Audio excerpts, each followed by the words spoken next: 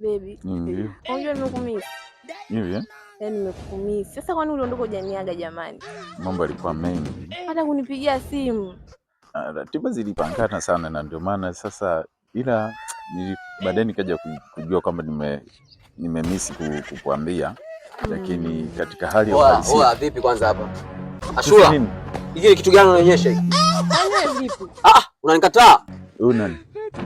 Mzee usiulize mimi nani hapo, kwanza shikana mbele yangu vipi? Nishachoka mzee. Wewe mpenzi wangu. Unaona? Afu pigo kama hizi mimi sipendelee, ushaona? Hamna, wewe mimi huyu bwanangu. Wewe maisha yako nimeyachoka baba. Wewe kila siku kunisha mimi matembele. Nakwambia baby, naomba ninunulie hata nyama. Uninunulie mimi au maisha yako siyawezi. Bwana na force kila kitu nakupa vijioni na kununulia. Mimi nimechoka maisha hayo. Unaona nikataa. Mimi sikutaki. Ila mzee macho usionane wabaya. Niache bwana na bwanangu. Hata usimtishie bwana. Ameshamaliza, sio unajua mwenyewe, unajua. Sio nakujua mimi nimekuchoka, maisha siyawezi. Nisikufichi. Usimtishie bwana wewe, usimtishie. Bwana ndio serikali bwana, usimtishie. Ondoka bwana.